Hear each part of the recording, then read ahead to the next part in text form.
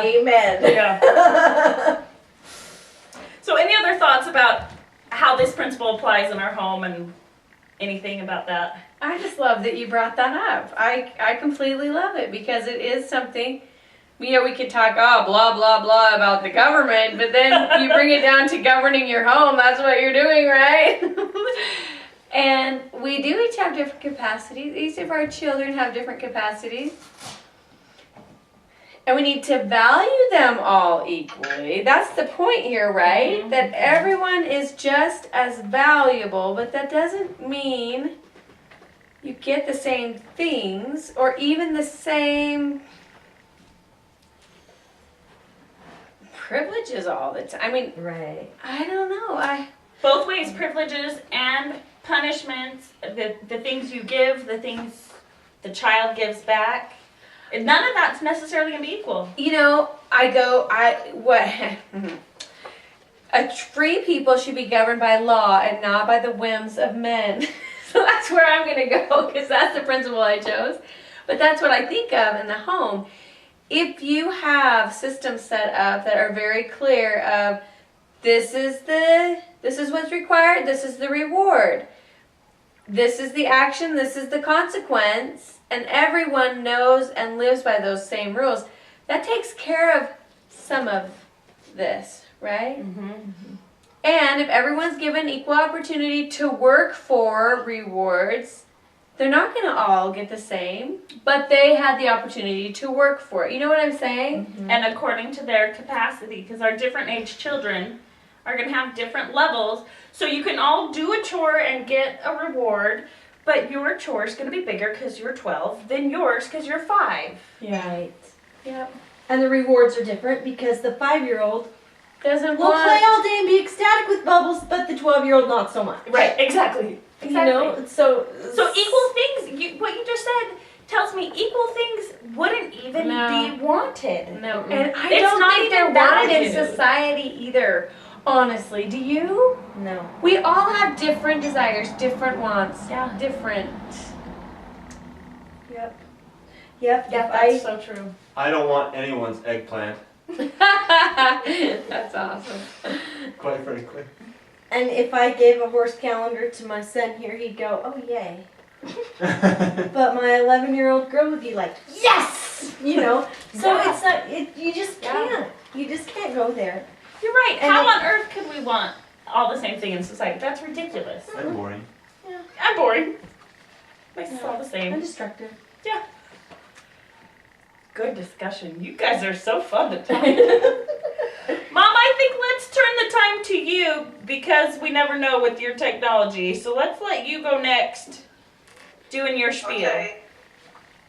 Well, my little point goes along with several of the principles, but I think number 22, and I know that one of them already kind of reserved 22, but that's the one that really goes along with my point the best. So, my question was, just let me find it here. That's okay, we'll just give more good discussion. Yeah. About that principle. What is an example of a modern day form that failed because it was not based on natural law?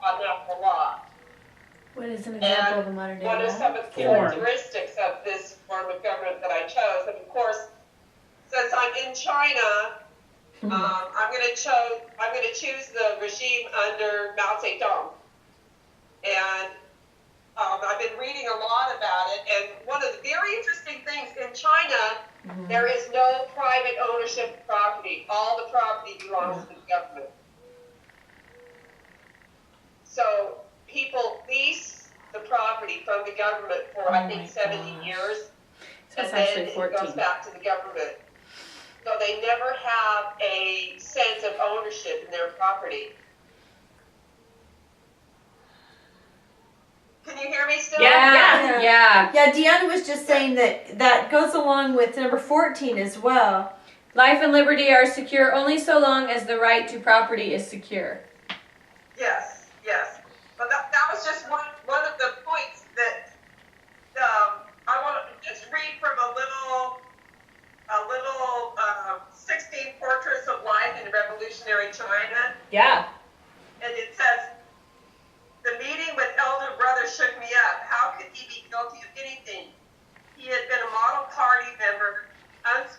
in his loyalty to the party and to Chairman Mao.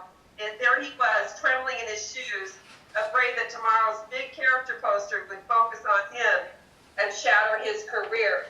So the characteristic of this form of government is that it's very undependable. You don't know when you're going to be. Another characteristic during this time of Chairman Mao is they had public criticisms where they would bring people into a central place, and they would have to stand up in front of everybody, and everybody would criticize them. They would have these big posters with people's pictures of people that were being criticized, and they would have common, ordinary citizens that were rewarded for basically ratting on each other.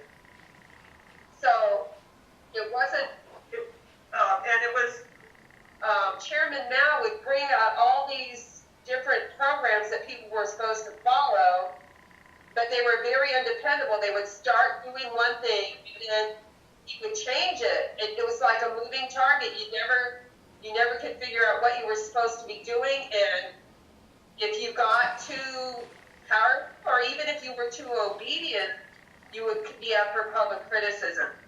So, That does not sound like a stable human being. oh no. I mean, I know. I've studied Mao Zedong a little bit, but He was absolutely out of his mind at the end of his life. He just did not. well, how can you be that evil and cruel and stay sane? They would be old, but there was nothing new to replace him. They would just wantonly destroy books and public records and all sorts of things. And Records? it was tearing down, but there was nothing to build it up with. So the people were forced to criticize themselves publicly. So it's like, it was a mess. There was nothing to depend on. Even the people that really bought into the party line and the communist ideas, and they were really, really trying to live them, felt disillusioned because they couldn't depend on anything. So anyway, Yeah, very interesting thing.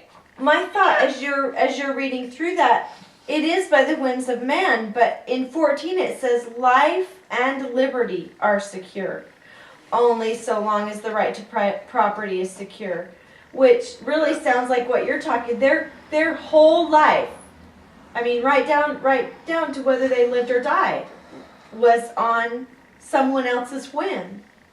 Yes.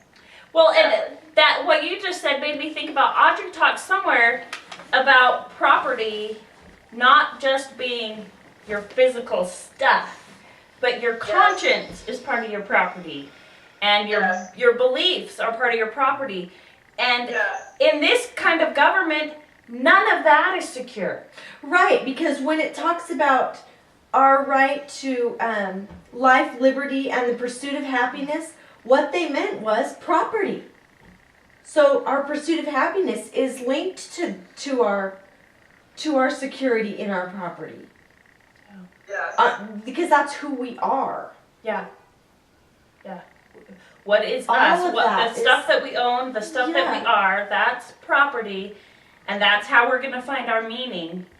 And in everything that I've been learning about this Cultural Revolution time, you weren't allowed to believe anything, at least not to express it, and you better pretend like you believed what they told you to believe. And because the way that they governed was so much by propaganda, they told you what to say and what to believe, and they told you what not to say and what not to believe, and to criticize. I mean, all of it was by ideas and propaganda. And so that's property. I hope that nobody's listening to this conversation because it's still like that. You have to be very careful what you talk about. Yeah. Yeah, that's interesting because as as you were saying that, my thought was, what else do we have to give other than our will? It's the only thing that is really our true property, that we're not being stewards for the Lord for. It's the only thing that we truly have. So if they can take that, then they've shattered our lives. Yeah.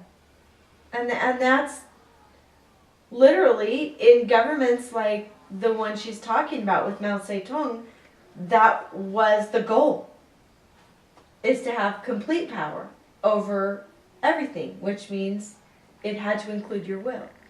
And speaking of the beliefs, they made monks completely deny everything they believed. I saw a picture of where they had this whole group of monks that had come out, and they were publicly, I'm not thinking of good words tonight, my brain is going, I want to say dissing, but that's not a very, educated word. They were publicly denigrating their own, everything they stood for, because they were being forced to, or to be killed. Do you know what I'm saying? Mm-hmm. So exactly what you're saying, they did everything. Took it all. Can you imagine? No. It's horrible. I think I might Well, choose death. You know what? And that would be an easy choice for me. So they wouldn't have taken anything from you. threaten me with that. They would threaten me with killing the rest of my family, too. Right, yeah. It didn't stop at, we will kill you.